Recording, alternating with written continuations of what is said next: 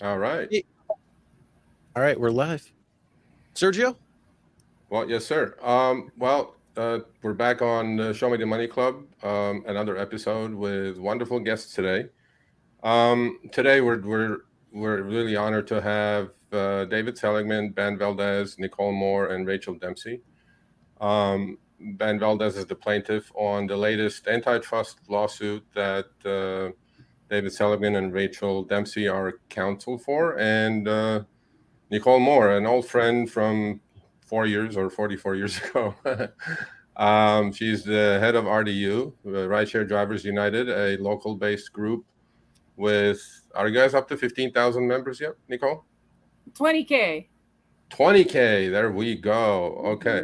So, today we're all here to discuss, more than discuss actually, to get information on this latest lawsuit, the antitrust lawsuit against Uber and Lyft. And what I'm going to do is I'm going to go around the clock. Actually, first we'll do the legal counsel introduce themselves, and then Ben and Nicole a short introduction, and then we'll get into to hearing what they have to say. So, David and Rachel, go ahead and introduce yourselves. Hi. Thanks so much for having us, Sergio and Chris. I'm David Seligman. I'm an attorney and the executive director of Towards Justice. We're a nonprofit legal organization that litigates on behalf of workers. And I am Rachel Dempsey. I'm a staff attorney also at Towards Justice. Wonderful. And Ben and Nicole, go ahead.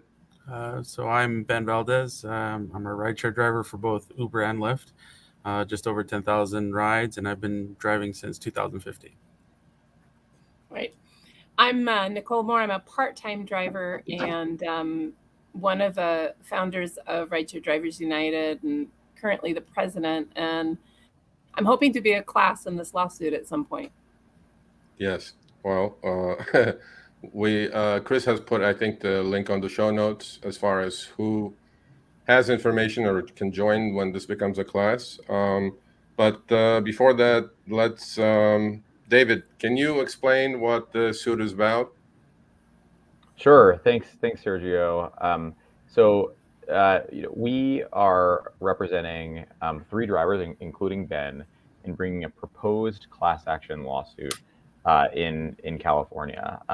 And those drivers are seeking to represent a class of all drivers in California who have opted out of Uber's and Lyft's arbitration clauses. So to Nicole's point about being hoping to be a class member here, we'll talk more. Rachel will talk a little bit more about what people's rights are and what they should know if they think that they are a potential class member if the case proceeds and proceeds as a class action.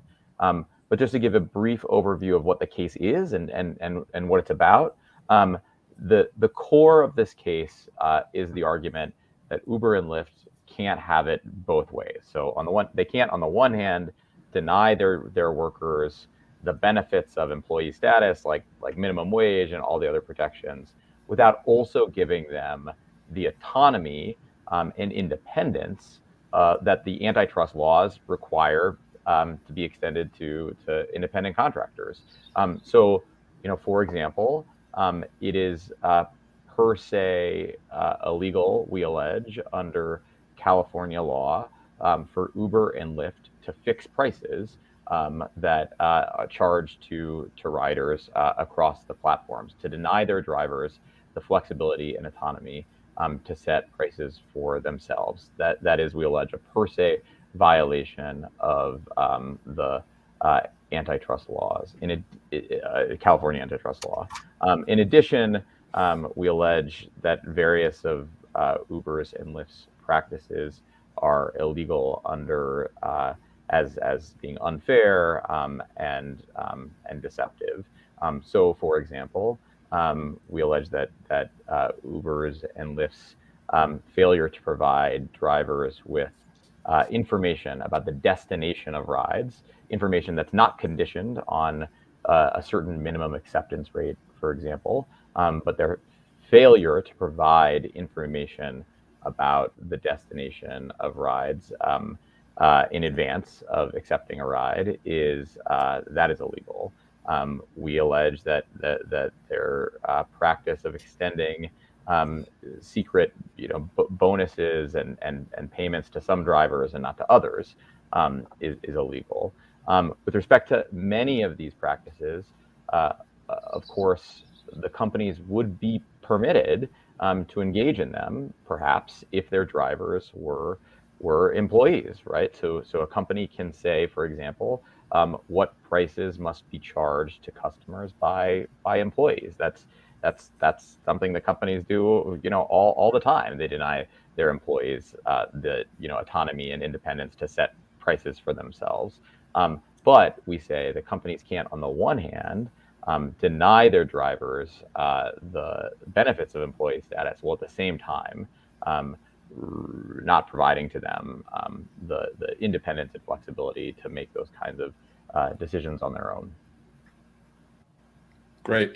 Rachel, do you have anything to add to that? No, I think David summed it up pretty well. Okay. So Nicole, I've known you for a while, right? And I've done a few pieces actually on the RDU. I've even gone to a couple of your demonstrations actually. But I mean, they were awesome. And then the pandemic came. Obviously, rideshare kind of went away. But now it's back in full force again, right? So, but I know RDU's starting point with a couple hundred people. And now you just said, you guys are up to 20,000. Are all 20,000 members drivers, by the way, or like delivery drivers and rideshare drivers? Yeah, I mean, the majority of us are rideshare drivers. I will say that a lot of people stopped driving during the pandemic, right? Because the risk was too high. And there, at the beginning, when the shutdown, there were no rides to pick up. So that's kind of, so 20,000, those people are people who at least have driven since you and I met, Sergio. And there's a lot of new drivers coming in right now, just kind of flooding the streets and brand new because the economy sucks and everybody's having a hard time paying for groceries. So people are like trying to pick up some extra hours with driving.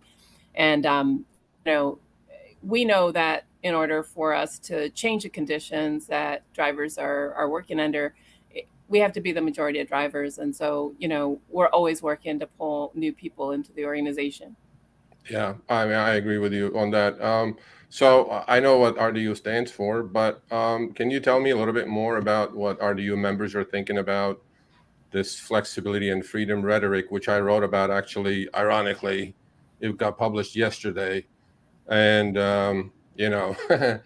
flexibility and freedom is something that I honestly am not buying. But then, a lot of people are saying, look, whenever you can turn the app on and off, that gives you enough flexibility and freedom. But if I do it at 3 a.m, I'm not going to make any money.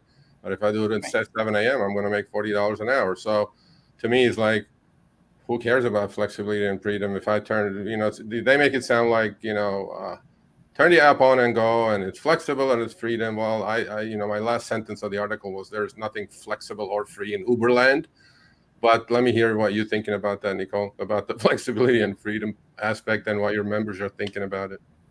Yeah, I mean, I think drivers, we need flexibility, whether it's to pick up our kids, whether it's to try to figure out how to work with another job, which is what I do.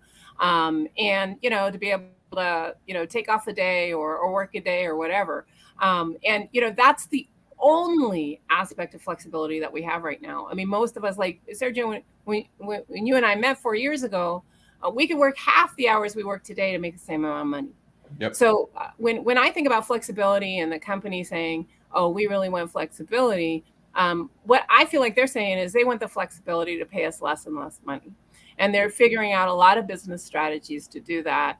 And I think, Prop 22 has been really hard on us because it basically set the floor of what they can pay us to below the basement. And,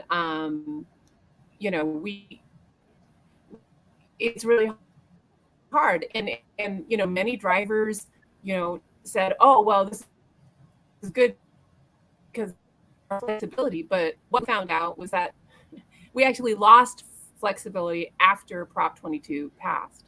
None of us want to be employees. Employees sounds horrible, but the labor rights that come with employment would actually end up paying us more money, right?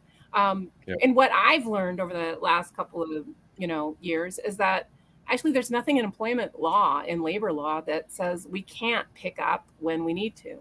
The company knows how to incentivize us to work, like you said, if you work Friday, evening, you're going to make a whole lot more money than 3 a.m. on Tuesday. So you work when they're incentivizing you to work with bonuses and whatever else. That wouldn't change under labor law. There's no requirement for that to change. So, Right. I mean, that's kind of where we're at. I mean, People want flexibility. We all Yeah. need flexibility. We don't really have it when you have to work 60 or 70 hours a week just to pay the rent. Yeah, I mean, I agree with that. But the other thing is, with Prop 22, they were supposed to come with a lot of protections against unjust deactivations and things like that. But that's not the space for it now. I think Prop 22 failed completely, to be honest with you. I agree with you. I don't know if your members agree with that or not.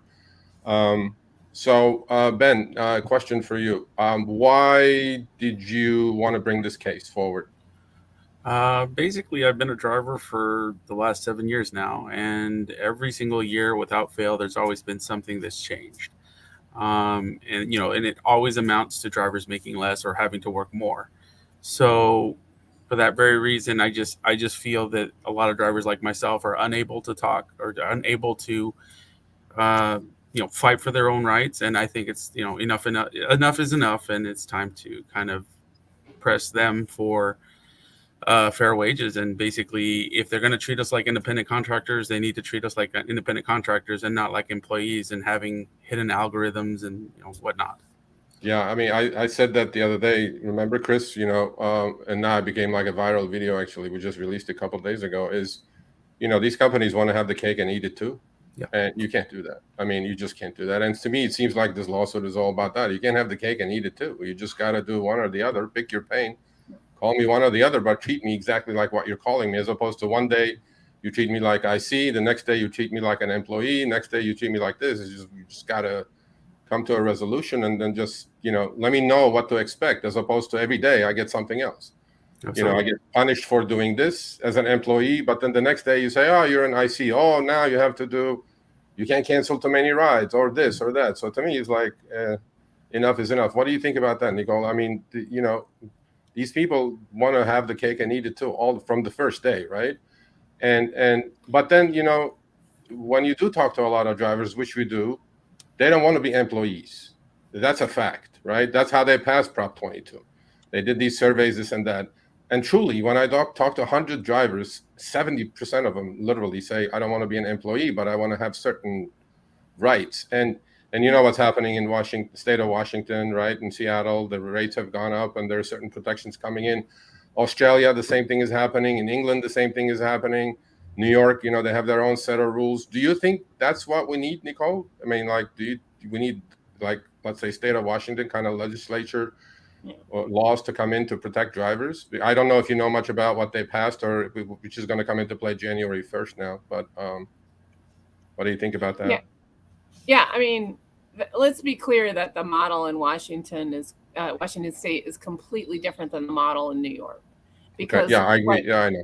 Yeah, what they did in Washington is it was like 3 or 4 years ago that their city council of Seattle fought for the base pay $1, I think it's $1.20, $1.30 per mile, and they fought for the city council passed an ordinance that that the companies couldn't operate there unless they paid people that, right? That's regulation. That's good regulation that I think all of us could see. I mean, we even fought for that here in LA. We got the city council to vote for us to have $30 an hour minimum. But what happened in Washington was that they took those good rates that Seattle City Council had already negotiated, and they said, we're gonna make those rates for the whole state. So they did expand it. I mean, the only real market is Seattle, Tacoma area. Right.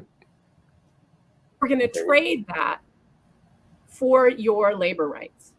so that you Right. no longer have a right to get unemployment insurance, workers' compensation. You don't have the right to form a union, but we're going to pay this union a passenger tax to take care of your, deactivations. Right. I mean, Okay. who's I mean, paying who? So yeah. my thing is, I don't think it's really the kind of situation where drivers are equal at the table with the companies, Right. right? Rachel, Now, a what they're question doing for in New you. York is completely different. Yeah. But What they're doing in New York. no, well, New York has the Right. TLC, so they've been different from the get-go. Mhm. But I'm thinking, even with the rates that they have offered, right, $1.20 a mile and 35-40 cents a minute, they're double LA rates, 60 cents a mile and 21 cents a minute. That's where we are. Pathetic. I mean, the IRS deduction is 62.5 cents, for God's sakes. How does any driver do math and figure out they're profitable when the IRS deduction is higher than what you're getting paid per mile? I'm not sure how that works with them. But for Rachel, let's get you involved for a second. How do drivers get involved in this, or what can they do? Can you talk a little bit about opting out, or how they contact you or your outfit? So how do we spread this information for other drivers, even with the important information to get in touch with you, just to start with? Sure. Thank you. Thank you for having us on the show. And I just want to say that we're really proud of Ben and Taj and Estefany, the plaintiffs in this case, for seeking to stand up and hold Uber and Lyft accountable. I think David mentioned this, and Sergio, you said something like this earlier too. But the impetus behind this case is really that Uber and Lyft can't have it both ways. They've been seeking to have it both ways for a very long time, and they've been taking, in some ways, treating drivers as employees when it's convenient, and as independent contractors when it's convenient. And what it really comes down to is that there are laws that regulate whether someone is a driver or an independent contractor or an employee, and they have to follow one or the other. They can't just ignore them. It's just not how it can't work that way. So in terms of what we're trying to do with this case, it's a class action. And what that means is that it's brought on behalf of, so Ben and Taj and Estefany, who are the plaintiffs, are the sort of named plaintiffs in the case, but they're representing the interests of all drivers in California who have opted out of the arbitration. And so right now, the most recent thing to happen in the case is that Uber removed the case from state court to federal. So we brought the case under state laws. Uber has made the argument that it's necessary to decide federal issues to decide the case. We don't think that's accurate. And we expect and hope to go back to state court. Regardless, the next step in the case is some sort of preliminary motion practice, discovery, which means getting information from Uber and Lyft about the policies and practices, and then getting information from us. And then we'll ultimately seek to certify the class. And what that means is that the judge basically gives us permission to move forward with the named plaintiffs. So with Ben, Taj, and Estefany representing the entire class. It's sort of a legal conclusion that there are enough issues in common for all drivers that it's most efficient to litigate the case all at once. Once that happens, it's sort of an automatic process. Everybody who is in the class definition, so in this case, drivers in California within, I think, 4 years prior to filing a complaint who have opted out of arbitration would all be in the class. They don't have to do anything additional. As you noted, the class only consists of people who have opted out of the arbitration agreement, and it only consists of drivers. In order to opt out of the arbitration agreement, in every sort of update, in every contract, Uber and Lyft push, there is an arbitration agreement, and there's procedures that are sort of very deep in that explain how you can opt out of arbitration. And I think, RDU actually knows more about this, but I think that RDU has information on how to opt out online. You can find sort of guidance for how to opt out of arbitration online if that's something that you're interested in. And even if you haven't opted out of arbitration, and even if you're not a California driver, we're still interested in hearing from you. You're not going to be a part of this specific case, but we would like to hear from you, hear what your experiences are. And I think that you, Sergio, have a link in the description where you can click to learn more about the case and fill out. Okay, great. Yeah, Chris, I saw you put the link. Just put it up one more time for people who are just joining the stream. David, I'll give you the last word. Do you have anything to add to it? Do you know, I wish you guys the best, obviously. You know, I'm a driver's advocate first. You know, I still drive and know what's going on out there firsthand, you know, but if you have anything to add, David, you go ahead and I'll give you the last word. No, thanks very much for having us. It was great to speak to both of you. Well, thank you everybody. Nicole, David, Ben, Rachel, thank you for coming on. We'll follow this closely. We'll give updates to our viewers, and you know, best of luck. And you know, I say it all the time. You can't have the cake and eat it too. This is what it's all about. You just got to figure it out, man. Well, you got to call me one and treat me like one or the other. You just can't do both when you want it. Right. But that's what I've been saying forever. So maybe this is the case that's going to prove that. But again, thank you for coming on, guys. We appreciate it. Yep, Thank you. Thanks a lot, Right. Sergio. Have a Good good to day. see you. Take care, Nicole. See you later.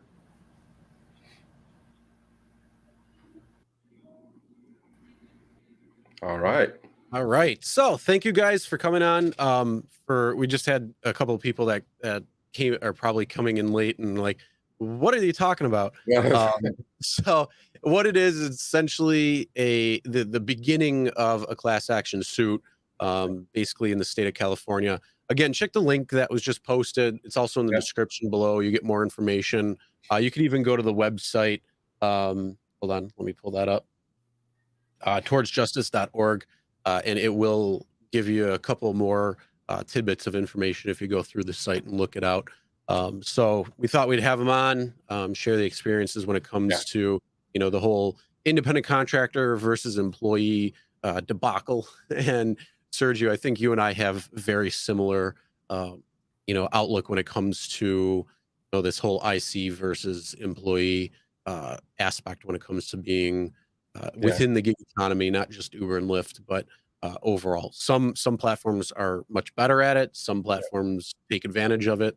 And I think the world has kind of been shut between some blind eyes for some people.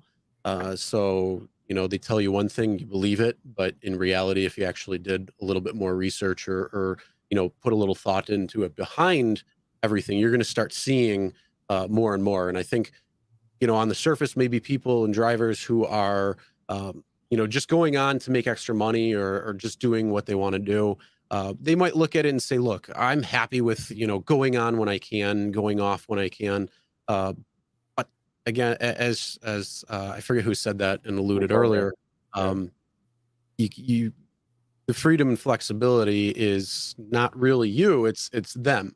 And you know, they're going back and forth when it's good and inconvenient for them. So yeah, there's a lot of things there.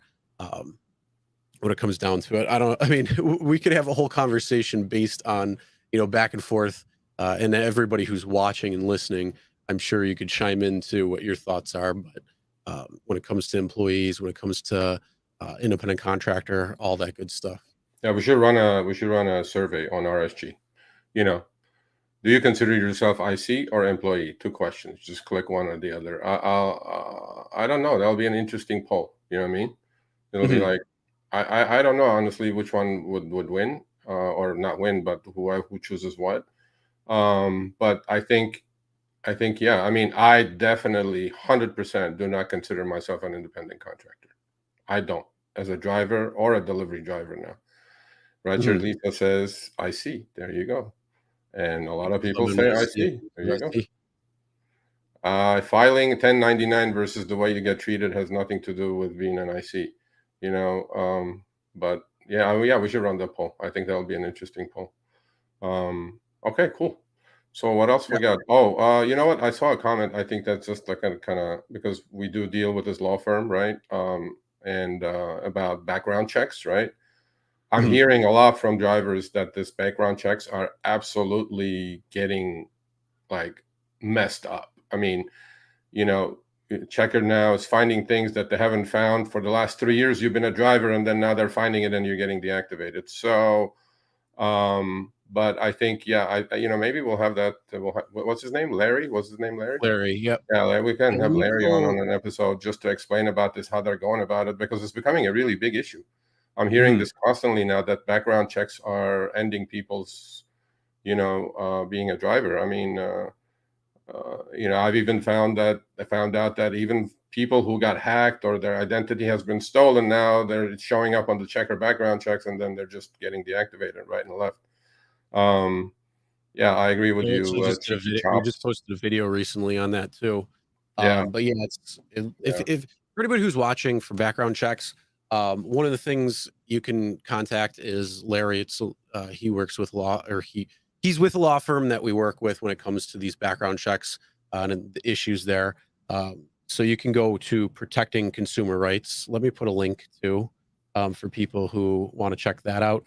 This is something, again, so if you have issues with background checks or deactivations from it, he can look at it and see if they can help out. It's definitely something we would recommend, not going to some other services that are fly by night and type things. We've worked with them before. You've probably seen him in a couple of the videos. I think he did 1 or 2 podcasts with Harry already. So, yeah. All right, so we want to get right into the show with them because they were here for a limited time. Yeah. So the other thing is, by the way, don't people are going to complain now? Oh, they didn't say anything, this and that. Look, there's an ongoing lawsuit, right? The lawyers are going to say as little as possible, with the potential that Uber may be watching this, Uber legal team or whatever. It's pretty obvious, we're kind of muted. We can't say whatever we can say what we want. Those are our thoughts, and whatever they are. But the lawyers are not going to get into the details of what it is. But if you guys are interested, go to the website that we put up, and literally 33 pages of the complaint is in there. If you're interested, read it. I read it. I mean, they're up against it, man. Uber with their lawyers, right? But you never know. It has to start somewhere. At some point, they gotta get called out. I mean, you can't just have the cake and eat it too. And to me, you can't go both ways. I mean, the whole thing is, it's like, first off, I want to go back to what you said with the lawyers not being able to speak. I mean, think of it this way. Football's starting very soon. Preseason's going on. Yeah. The teams that are going against each other aren't sharing the plays that they're doing. They call the plays in the huddle or even at the line if they see something with the defense, call the audible. But they have a certain game plan that they have going forward into the thing. That's the same thing when it comes to a court case. So it's in the the preliminary, the earliest parts of it. So yeah, they have a game plan that they're doing. You can't give away those plays until you're ready, until you're playing the game. So there is a lot there, but yeah, like Sergio said, go check out that website. Yeah, it's called towardjustice.com. So the other thing is .org, sorry. And the other thing is, we did talk about this previously. I'm sure there's going to be a new TOS, terms of service, pushed on you pretty soon. You have to sign it or agree to it to go online and make a living.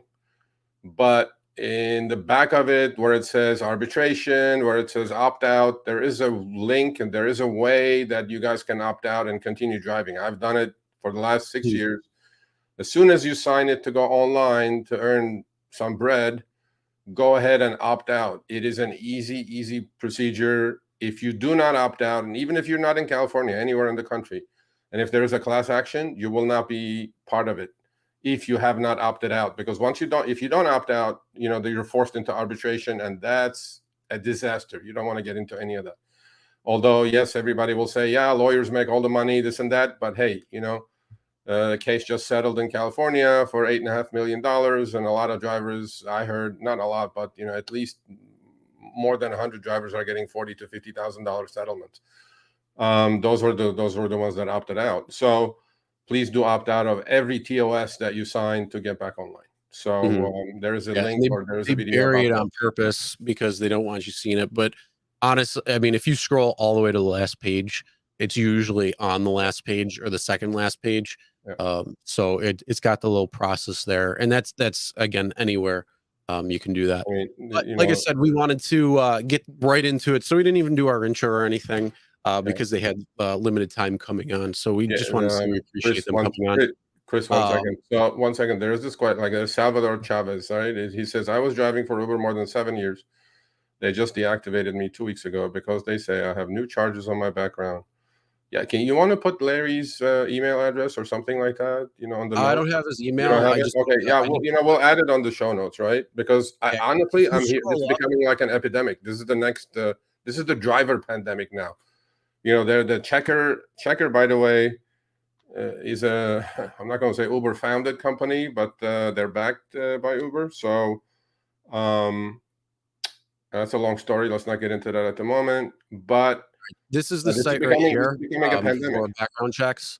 So if you're, this is Larry, like I said, this is who we're working with. So right there, if you want to scroll up in the live chat, you can, and then we'll add the link after the show's over. Yep. Now, before we get on. Sorry, one more. Sorry. One day we got to do a Q&A, just Q&A. Sergio, didn't you opt out, but Uber claimed you didn't? Yes, they did. But then Uber does not know or did not know that I keep screenshots from 2016. And on this one, I have all the email trace. I sent it in and I'm in the class. So when you do opt out, please take screenshots. Please, please, please. And look, these things are all done digitally these days. There's no paper trail. And when you're doing digital stuff, there's always a trail. You do a search in your email with Uber opt out or whatever the headline of the email was, it's going to pop out. And mine was clear as day. I opted out exactly on time. So, but the best thing to do, guys, gals, everybody who's watching or going to watch this later on, immediately do it, because then you forget, and then you have 30 days to opt out. By the way, it's not like forever that after like 6 months you go, oh, I want to be part of the class, opt out, then you're dead. So and it's not, the biggest thing too is not retroactive. So if you opt out, like let's say a new one comes out right now, if you opt out, it doesn't go back to before. So if there's lawsuits that form like class action lawsuits like this one that are within a certain time frame, then you might not be able to do that. Kind of like how Sergio with what had happened. But yeah, that's the other thing. Make sure you not only screenshot everything, but just keep it in a safe area too. So when something like that happens, you might not need it, but if you do, you have it. And there you go. Yep. All right. Now we can get into it. Let's go. So, all right. First off, first order of business. Show Me the Money Club is now an audio podcast. So for those who like audio podcasts better than video, or if you're just like going around listening, if you want to listen while you're driving instead of watching or anything like that, you will be able to get Show Me the Money Club on an audio podcast. We are on all major platforms except for Pandora right now because they take a while to approve it for some reason. But other than that, you can get it on Apple, Spotify, Google, Stitcher, iHeartRadio, all of them that are there available. All of the podcasts that we've done already, or all of the shows that we've done already, are already uploaded. And then this live show or any live show going forward, after it's over, we'll download the audio and post it either later that day or following morning of the next day. So if you want to enjoy the audio podcast, again, just search Show Me the Money Club and it should pop up somewhere. So well, we made it, buddy. Which one of us is Joe Rogan? Joe Rogan.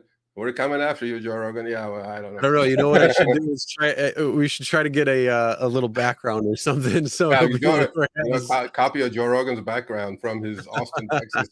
That may not be hard. The other thing is I'm getting tired of wearing RideShare Guy. So we're thinking of having our own stuff like merch. I mean, it was not about to make money, but it's like, I want to wear my stuff now. So as opposed to the RideShare Guy, but we'll talk about that at a later time. Upfront pricing model, I thought, provided all the info rides offered. However, it is not showing rides that have stops. Oh yeah, there you go. Oh, thank you, Alex. Well, the other problem, by the way, is happening that I got an email now I get emails from strangers, from drivers all over the country. He goes, "Hey, Sergio," I'm like, so he brought something up that was very valid. So he goes, "I'm on a trip, right?" He goes, "The next one shows up. They ping me with the next one, right?" Uber's upfront price is not from the next pickup point. It's from where you are. By the way, I was like, "What kind of bullshit is that?" So wait, hold on. Back up okay, again. So you're on a trip, right? Yeah. And you have, let's say, 2.8 miles to go to drop your current passenger off, right? Mm-hmm. Uber pings you with the next one, which they do quite often, right? Mm-hmm. Stacked right, yeah. So that one, on that trip, it shows the pickup address, right? And the drop-off and the upfront fare, just like it should, right? But it doesn't calculate the upfront fare from where you are. It calculates the upfront fare from where you're going to pick up the passenger. I'm going like, why? You are there. If you did not have a passenger in the car, right? It would be from where you are. It would figure out the upfront fare from where you are.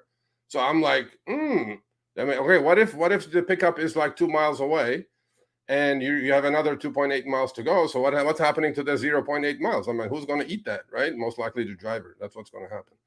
But I'm going to look into that. That's kind of fishy. And the stop issue is another fishy issue. You know what I mean? You know how these stops work. They come in and then the guy goes, yeah, I'll be 2 minutes, and then 15 minutes later, right? So what is everybody's rule? What is your rule? When it comes to a stop, how long do you wait until 3 minutes? 3 minutes. Okay. Solid 3 minutes, baby. That's the rule. I tell them before they get out of the car. I even tell them, take your shit before you get out of the car, because in 3 minutes I will not be here, because most of them trap you, They'll leave their phone behind, or they'll leave like their purse behind or some stuff. I'm like, no. Yeah, they trap you. Yeah. Or another passenger, if they're double, they leave the other passenger, they have to kick that one out. So I go like, no, you have solid 3 minutes. This is the rule. 3 minutes, I'm gone. You want to downgrade me, do whatever the heck you need to do, but I don't care, because my rating does not get affected by your 1 star, but your rating with my 1 star is definitely going to get affected. I'm a new driver, very enthusiastic of the forum, like it a lot. Thank you, Sergio. Well, another Sergio. Of course, you just like this stuff. I mean, come on, man. We got to do a Q&A show one day, Chris. We're going to have to. But a lot of people are talking about upfront earnings. So you're going to be happy to know in 2 weeks, we're going to do an entire show based on upfront earnings. There's a couple of things that Sergio and I want to do to kind of look with upfront earnings. California and Buffalo, New York are completely different because of Prop 22. We lost on this one. We losers. California is the loser. We still have 5 out of 10, while the rest of the country is willy-nilly rejecting rides, man. We lost again. So we're going to be putting together a whole upfront earnings show in 2 weeks. So make sure you're subscribed. Ring the bell for that so you're notified when we do go live. If you forget, because 2 weeks from now is going to be different. But we are going to be doing a whole upfront earnings. So if there's anything that you have questions on, we might not be able to figure it out depending on how complex that actually is, or we just might not ever be able to know. But if there's anything you guys are trying to figure out or want to know, we're going to try to deep dive into it a little bit more, so we can see exactly what is going to be best for drivers. So I want to know, where is that tipping point? The whole rate rebalancing. Where is that tipping point that after I go a certain distance or time, that it actually is going to cost me money because it's not the same rate as it was prior to the upfront earnings? Before that, hey, I'm happy because I'm going to be making more. That whole teeter-totter effect. So where's that pivot point? I want to know. We Zoom. Thank you for the super chat. But how do you handle the trip? Personally speaking, I'm going to give you my personal. You know me, we Zoom. So once I accept the ride, man, let's say somebody I pick up downtown LA, they're going to, I don't know, USC, and then they change their mind. They want to go to Palm Springs, which is 150 miles east. I'll politely go. I mean, if it's like 20 miles, no problem. But if it's like anything above 20 miles, that's my break point. Because I still know, even if I go 20 miles from east, west, south, north from downtown, I'm okay. But anything outside that, I'm dead. So now I'll go, I'll look at the new address. If it's anything 20 miles, I'll shut up and do it because you're already in my car. But see, those were the days that I missed the multiplier. You would hope that a passenger changes it to 150 miles away with a 3X. You know what I mean? Yeah. But those are gone. So how do you handle it? That's how I handle it with Zoom. I go 20 miles is my breakdown. I go like I have an appointment. I have to pick up my kid at school. I do this part-time. I appreciate it. I can take you as far as 20 miles. I'll drop you off, or I can drop you off at your destination. You can call another Uber and, kind of de-escalate things and say, get the heck out of my car. That's it. That's how I do it. So. All right, Cheeky Chops, how do you stop minors that go to high school from coming in your car? Easy. Keep your doors locked before they get in the car. This should be like all the time. Doesn't matter who's coming in your car. Keep your doors locked, roll down the window, verify the person. If it's somebody who doesn't look 18, don't give them the ride. And don't be shy asking ID. Hey man, the cops pull you over, they ask you ID. This is not a stop and ID state, by the way. I found that out the hard way the other day. Well, that's another story. I hit trip radar. Carlita, go read my article, the whack-a-mole article. I'm like, yeah, baby. I'm late to the show. Well, it starts at 3 p.m. every Tuesday, Wheezy. So next time you learn your lesson, but there is a replay and there is now a podcast if you didn't hear that one. We're big now. We're made it to the big time. Trying to. Couldn't they report you to Uber? Yeah, they can report you to Uber, but then you take action right away. That's what you do. You pull the car over immediately before they can even do it. Go to your app because they're not going to do it as fast as you. On your app, there are choices like underage. That's why I'm canceling, report, and then if not, call Uber support right away. You have to you have to take the first punch when it comes to these. If you wait until the end of your shift to do it, they complain, you're screwed. Don't do it. Don't wait. You know what I'm saying? Okay, here we go. Yes. Yeah. Hey, the Tony's here and Driven Mom. Yes. Always doors locked, even if it's noon. Do not, and passenger window halfway down, confirm before you let anybody in your car. All right, what are we doing? The only time I might say beyond that is if you're actually on the phone with them and kind of guiding them to your car. So like I said, I'd like driving at night. It's just the way I like to drive. So less traffic, less headache when it comes to that because I hate traffic. But yes, you are dealing with, drunk hours and bars and bar districts. So, there's a couple of spots in my area that I automatically go depending on where the pickup is because you can't park on the street. The cops are standing right there. They will pull you over. They'll ticket you or they'll tell you to get the hell out of there. So I have a couple of spots that I just go to and then I'll call up the people and say, hey, look, this is where I am at. Come get me or come find me. It's going to be easier and safer for you guys to get in. It's usually right near the bar within walking distance. Most of the time, they're very happy to do that. And then you can see who's coming to your car and so like if you have a group of like 8 people, just peel right off.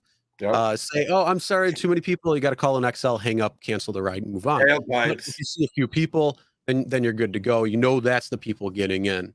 That's the only other time I might say you don't necessarily have to have the doors locked, but keep them locked until they're literally coming up to the door.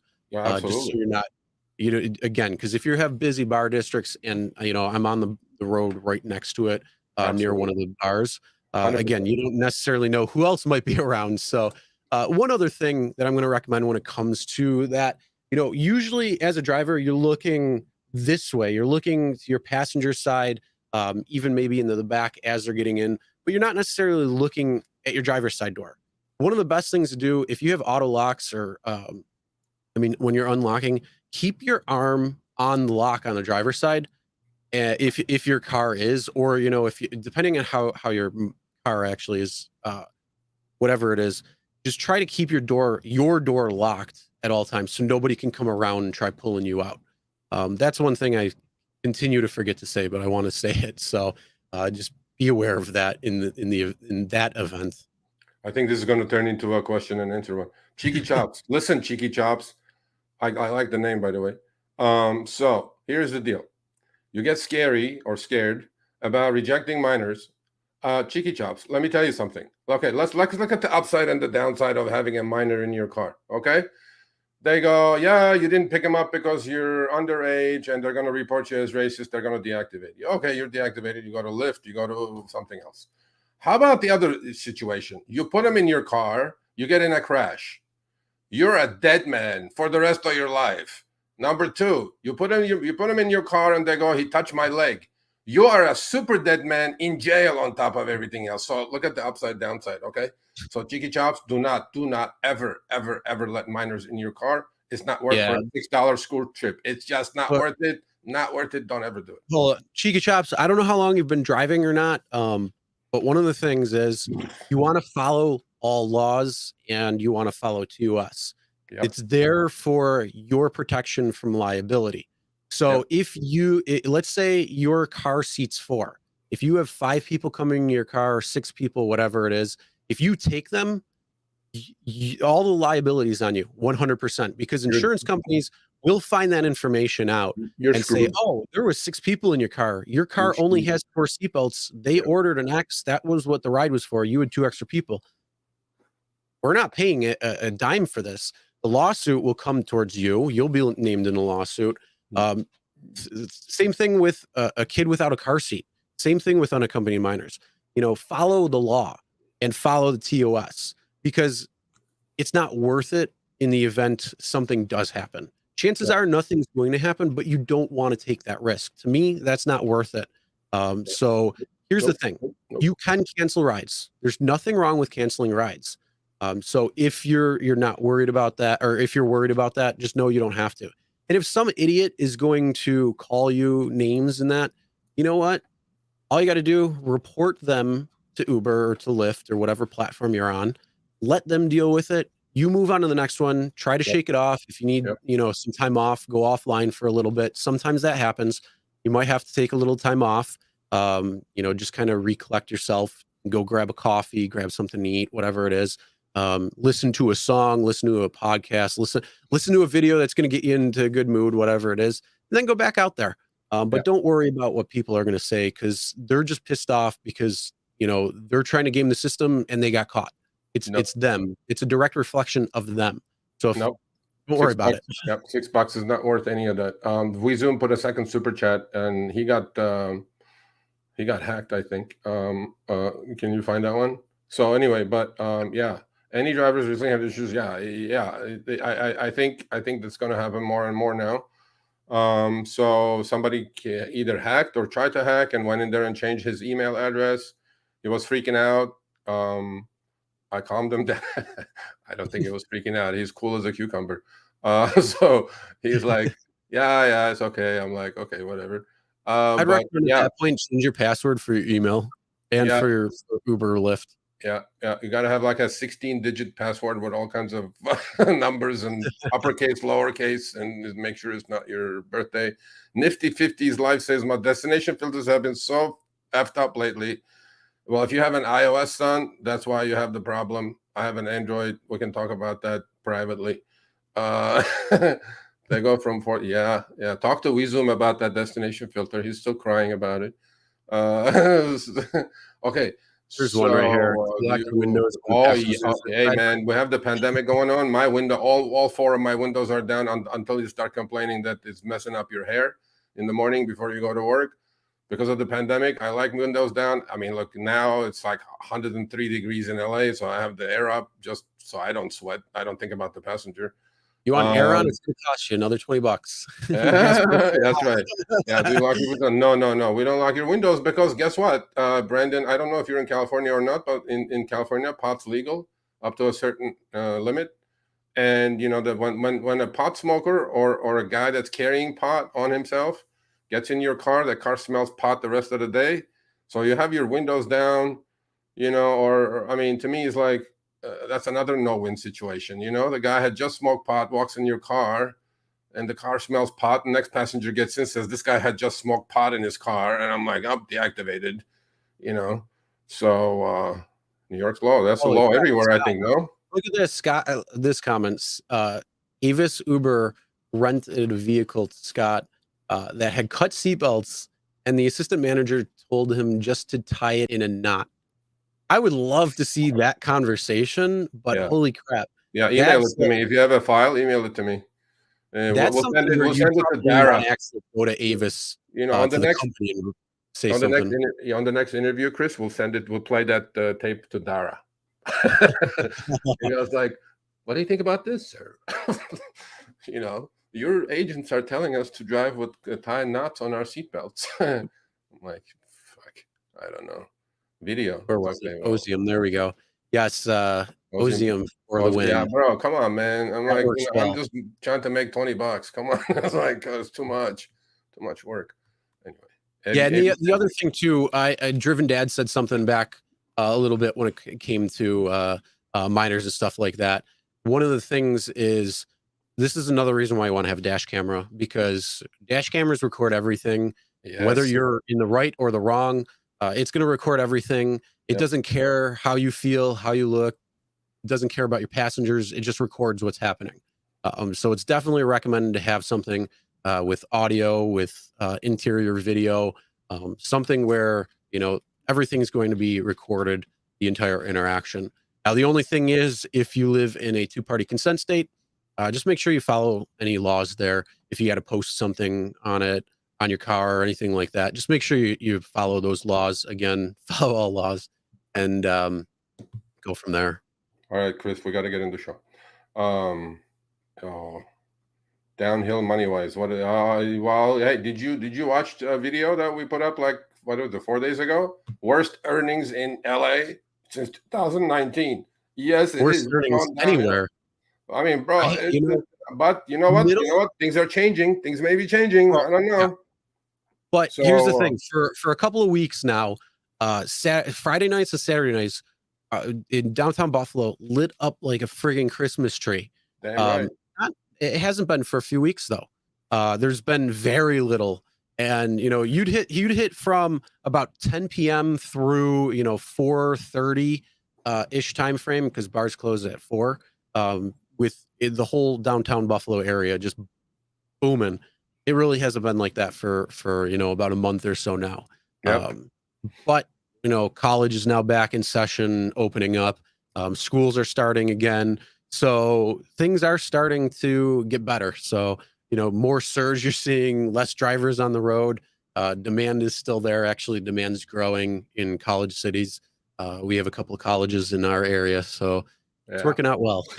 Oh yeah, the city is getting lit up again. Jonah, yeah, no, it's not going downhill. I mean, depends what city you're in.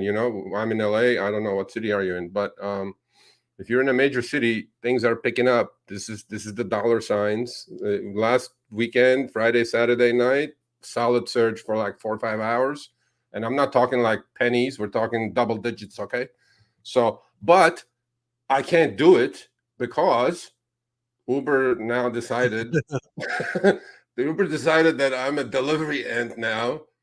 And I'm like, I wrote about it. I go, screw your flexibility and freedom. And I'm like, why am I just a delivery driver? I can do whatever the heck I want, right? Good or bad. Washington State law coming January to where? To Washington State, not to California. If you're in Washington, Donald, email me. I want to have you on the show. I want you to explain to all the drivers how you guys ended up with $1.25 a mile and 40 cents a minute, because that's double what we have, and we would love to have that down here. But all over, we Zoom that display right thing, bro. I think I'm just going to send it to you. Okay, that's it. It's just you can do the review. How about that? Okay. All right. So I wrote this article. Came out when? Yesterday, right? Yesterday, yep. Yesterday. So it's freedom and flexibility and illusion in the gig economy. Well, you know what? Yeah, I think it is, because after 6 years of being, Tony is going to chime in here and say, oh, don't worry about it after 4 weeks. I don't want to wait 4 weeks, Tony. Let me tell you something, bud. This weekend, my neighborhood, which never surges, surging $15-20 a pop. And I'm like, well, if I had a Quest, maybe, just or a CRB or some sort of Boost, whatever, I'd be out there driving. So now I have to drive like at least a month, according to Tony, Driven Dad, from Denver to get back into the good graces of the freaking algorithm. That's my boss. There's your freedom and flexibility. Algorithm is your boss's people. So this is the email after 2 weeks, because I want to write an article about delivery versus rideshare.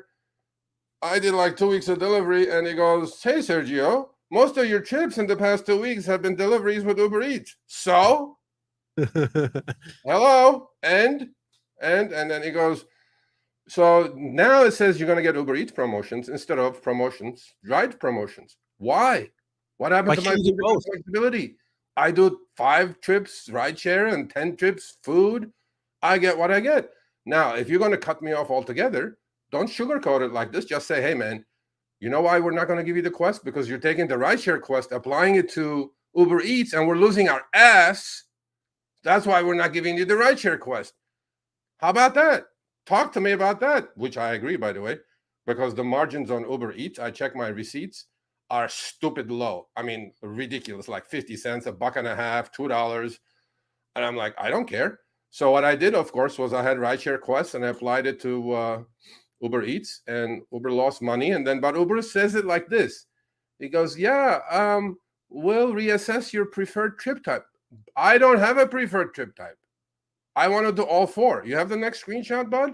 The one with all the preferences that I have in my account? Oh, no. You don't have that one? Okay, so everybody knows when there's like on the lower left-hand corner next to the go button, there's like two horizontal lines or whatever they are, asterisk. And if you click on that, that's your preference. I have 5 things in there, 5. I can choose anything, anytime I want, according to you, Uber and Lyft. Well, forget Lyft. I don't know why we're talking about Lyft. So Uber, you gave me those 5 choices. If you didn't, why do I have the preferences? It's my preference. This week I do Uber Eats. Next week I do rideshare. But that doesn't mean some algorithm somewhere is going to decide that I'm not going to get the money. So to me, it's like, what freedom and flexibility? Algorithm is my boss. He's or she or is an algorithm he or she? Because, you know, we're big in pronouns these days. I have to introduce myself as Sergio, he, him. I'm like, I don't even understand that. I think it's an it. It's an it. Okay, it is watching me. And Wheezy, delivery is juicy, my man. Or, oh, no, lady. I apologize. Delivery is wonderful. They don't throw up in your car. They don't slam your door. They don't ask for aux cord. Go read my article coming out. Wheezy, delivery is wonderful. As long as you're productive half the time you're sitting on your butt in your car watching YouTube, though. So, yeah, there is no freedom. There's no flexibility. And they cut me off. I'm in Quest jail. But you know what? I don't give a rat's ass, Chris, because when the city is surging $15-20 a pop, I don't care about what is the Quest now? 70 for what, $100? I don't care about the dollar. There you go. Look at it. Oh yeah. They go, here, Serge. This is your Uber Eats whatever promo. It goes, boost your earnings by driving. Look at the one on the left, Chris. You know all that green area, right? Mm-hmm. That's like the mountains. I go like, there is no restaurant up there, Uber Eats. They give me a boost for my Uber Eats between 9 p.m. and midnight. I'm like, no, thank you. The next one is in the middle of the city. Okay, I'm not going to be there at that hour anyway, because if I was in there, I'm not going to do Uber Eats. I'm going to do rideshare and kill it. It says between 12 a.m. and 4 a.m. So this is what they downgraded me down to. 1.1 boost, 1.2 boost, and between 12 a.m. and 4 a.m. Shove it, Uber. There you go. That's it. So you're only getting Boost Plus, but that should apply. Doesn't that apply for both rideshare and delivery? Yeah, 1.1. What is that? Yeah, I mean 1.1 is not. What is that? Anything, but still. I mean, so instead of 60 cents a mile, you're what, 63 or 66 cents a mile? 66 cents a mile. But guess what? I'm going to start driving more rideshare because it's surging like hell now. It's like the morning rush hour is there, afternoon rush hour is there, weekends are lit up. From like, I don't know. Here's the thing that comes down to the whole freedom and flexibility thing. So if you drive full time, you don't have freedom and flexibility because you're online all the time. You have to. If you want to drive and make money and, you know, be selective, if you're driving part time like Sergio, myself, you're trying to stack the bonuses when you can. So again, you see on those screenshots, All right. they're only doing it at certain times. They're not doing it at other times. I'm looking. I'm So they're laughing at telling you, WeZoom. okay, I'm this not is when you're going to go on. This is where you're going to go on, and there you go. And then there's the the weekend driver, or the people who are just doing it for extra. So they might be watching, they might not, but yeah, there's not too much freedom and flexibility there. Nope. They forced me. They forced me to do this. Either you do this or you do that. I'm like, no, that's not how it works. That's exactly why you guys getting sued. You can't have the cake and eat it too. There you go. Suck it. Anyway, WeZoom. By the way, I'm doing an article on WeZoom, just specifically on him. How this is the guy with a plan B, okay, and a C. And he's busting it, but God bless him. He's a hard worker. Yeah, that $1.50 boost. Yeah, that 1.1 boost I have. I really care about that, Uber. No, I care about the like $16 surge I'm about to do a shorty with. $20 for 5 minutes. Thank you. But it is Donald French says under the new law, drivers will also have access to paid sick time. Family medical. Donald, we gotta talk. If you're in the state of Washington, Seattle, Tacoma, wherever you are, please email me, Sergio at therideshareguy.com. I have to have you with a New York driver on a town hall, because you two cities, you two states, drivers are swimming in cash. Unlike us, we're just fighting over peanuts. So yeah, Donald. So you can talk all about this on the show, buddy. Okay. Donald French, email me, Sergio at therideshareguy.com. I never had anyone throw out Wheezy. It's a matter of time. If you drive drunk hours, I look at the Wheezy. You also have to email me. I'm telling you, you're going to see my article, the numbers I'm pulling down doing food delivery.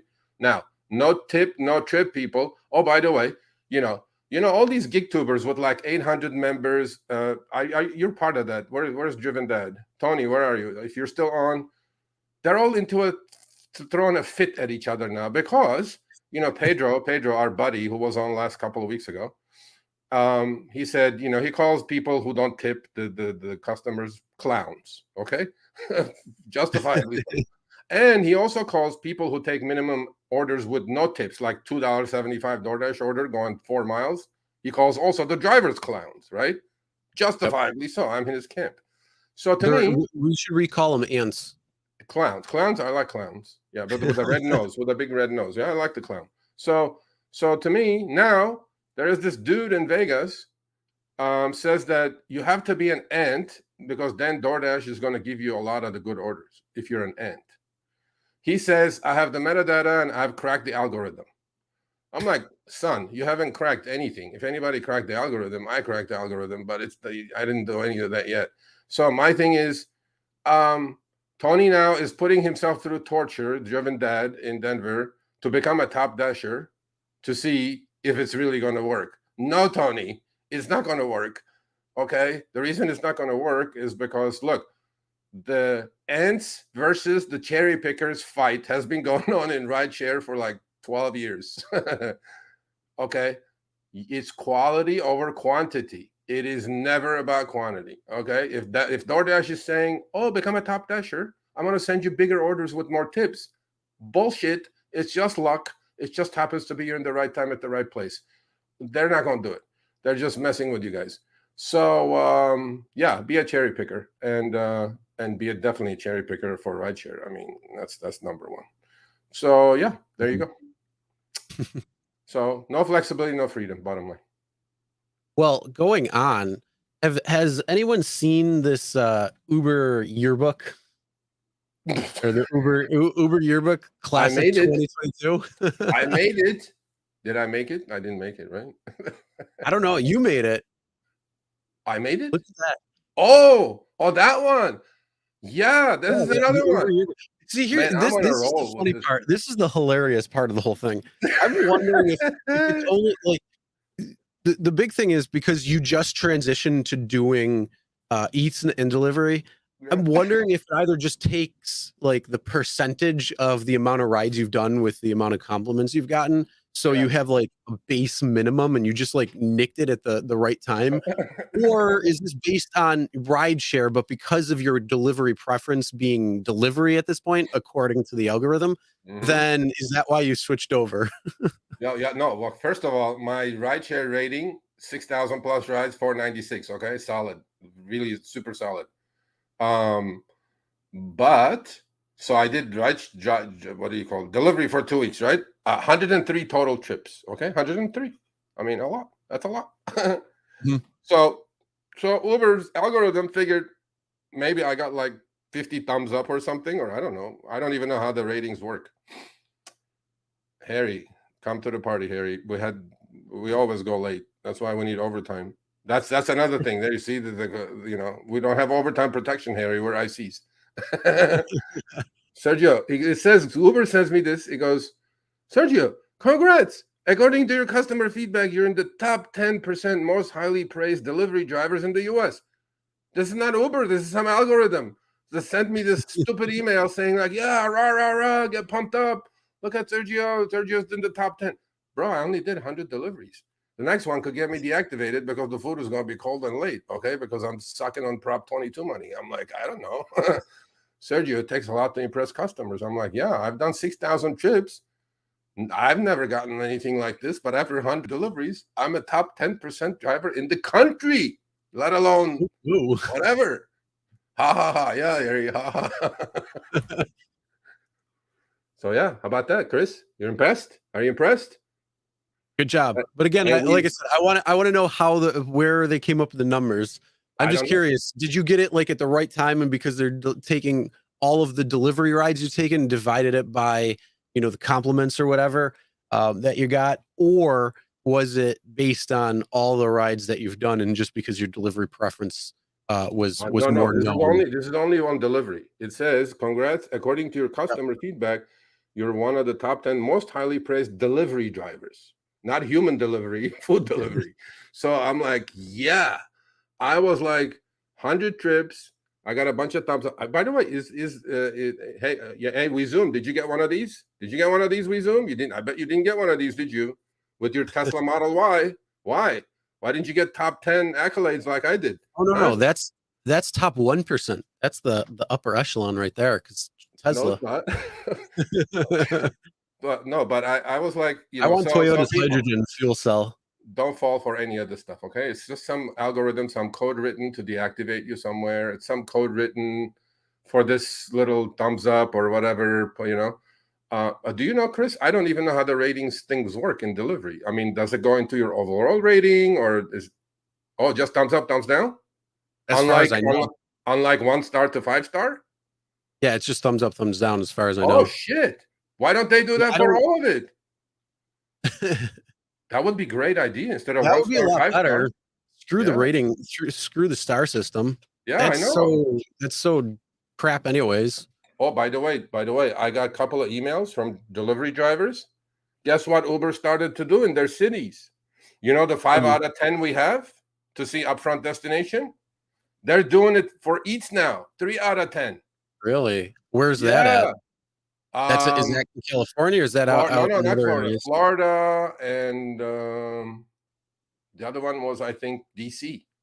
That was like, now they have a counter for Eats. I go, if you guys do the counter on Eats, bro, I'm quitting Eats altogether. So you can take that reward and shove it. You know what I mean? House Uber and Hot Water just started watching. House Uber and Hot Water, they're getting sued, buddy. Another massive lawsuit coming their way. This one is an antitrust lawsuit. You have to rewatch the start of the show. The first 20 minutes of the show shows that. So you can either watch the replay or the audio podcast will be available either later or tomorrow morning. And that's on all major platforms.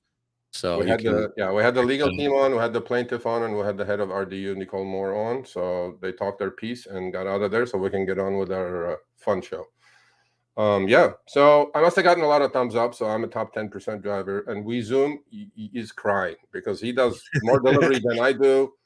And he goes, I don't know how you got this, but you're jealous, We Zoom? What's happening? Huh? Okay. I think it's because he went pee in the restaurant restroom and they got mad, so they gave him a thumbs down. Maybe. I don't know. Because his Tesla is not fast enough to get the food there hot. That's why. There you go. I don't know. But either way, well, good show. Awesome. Thanks for securing that lawsuit. And again, for anybody who came on later, go back, check the replay. It is kind of why they're in hot water amongst 550 women suing Uber. Yeah. Drivers will probably be suing for the same allegations. Just a lot of things are going on when it comes down to it. Not Australia. No, it was Australia. Just settled a lawsuit with Uber about protections. Yeah, Tony. Yeah, did you see that? Flexibility and freedom up your, you know what? Harry, is Harry still here? Harry, are you still here?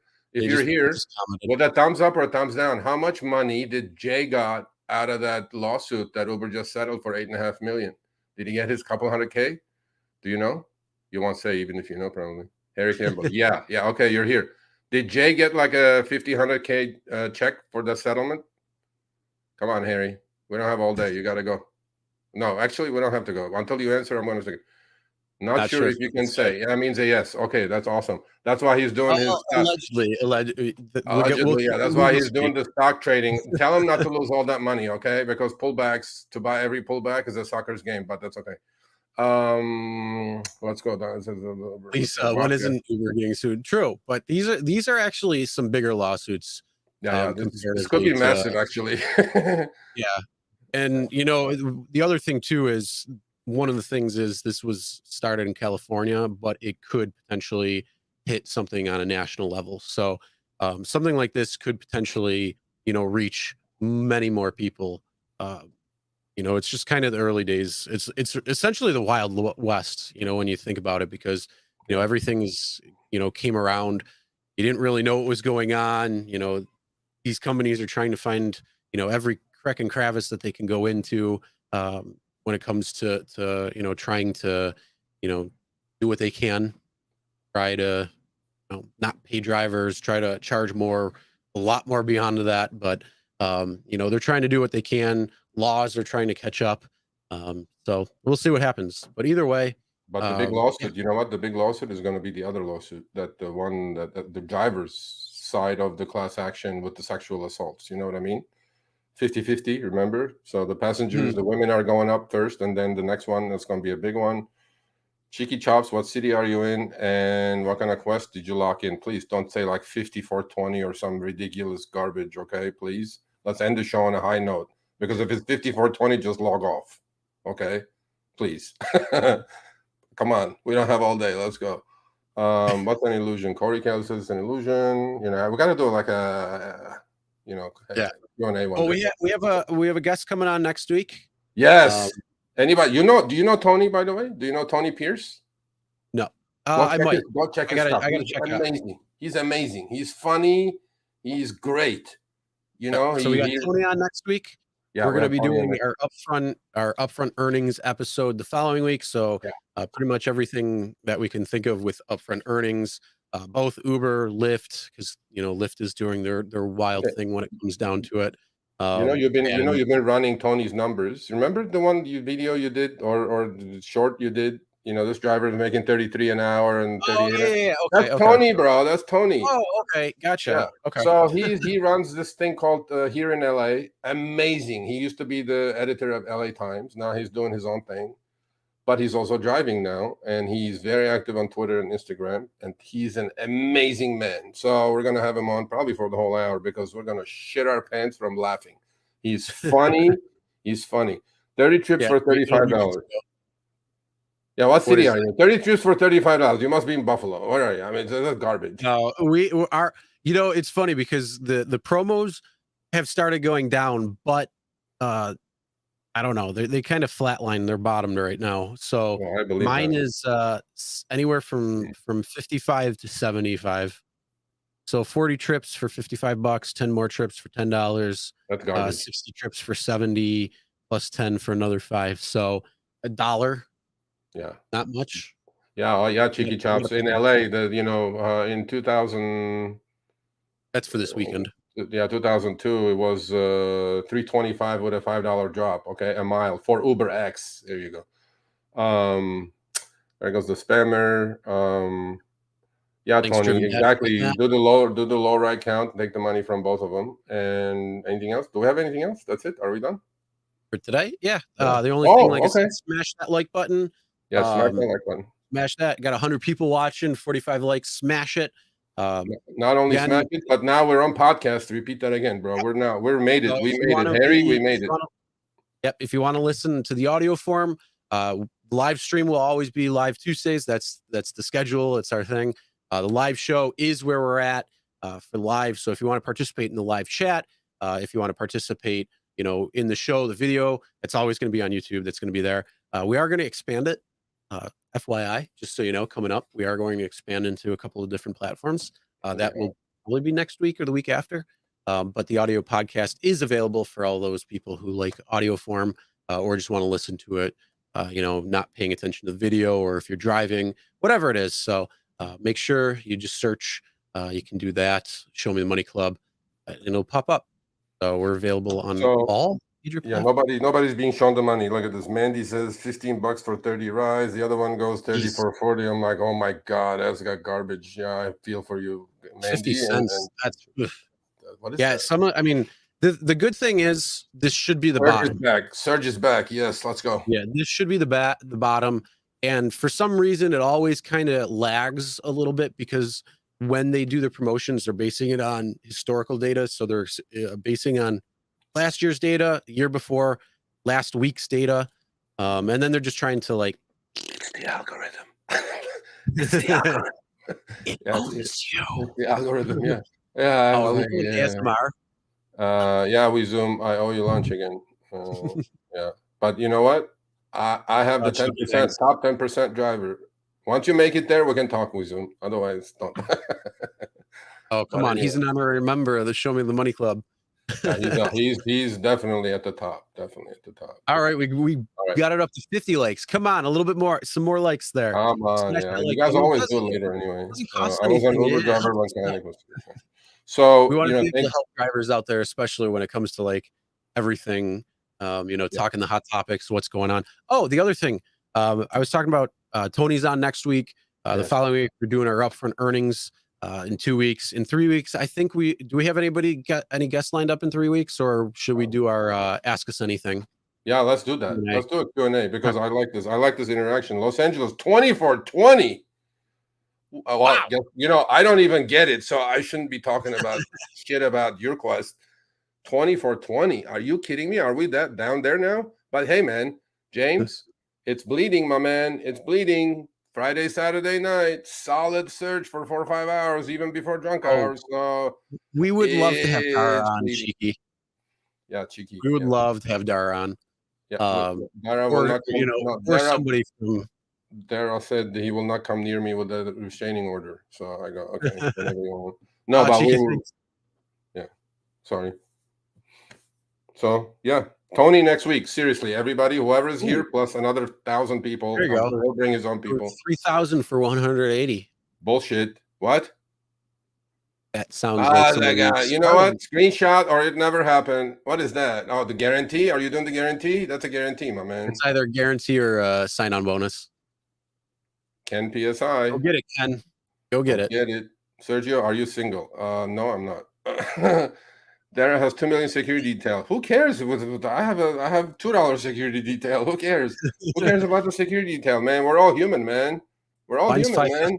I mean, Look. Did you see Dara's picture? By the way, he tweeted it. Did you see that one? I follow him on Twitter. I haven't been on Twitter in a while. Okay, him and his 2 kids on a bike in front of Dairy Queen window, not in a car, standing. Wait a minute. He didn't get that Uber Eats delivered? Think about that. He's not using his own product. How shameful, right? So, maybe he ordered it and then went to go pick it up. Yeah, because he's not a tipper. That's why. Yeah, no tip for you, Dara. There you go. That thing would be melting there if I was me. But yeah, he was out there in the wild. In the wild, he was out in the wild, and no Uber driver pulled over and punched the crap out of him. So hey, maybe he doesn't have a $2 million. What do you call that? Security detail. Oh my God. Okay. We got to end it. All right, everybody. Thanks for watching. Hanging out. My wife could be single pretty soon. No, oh, man. All right. Okay. That's all right. Have a good night, everybody. Catch it on the replay or the audio podcast. We'll see you next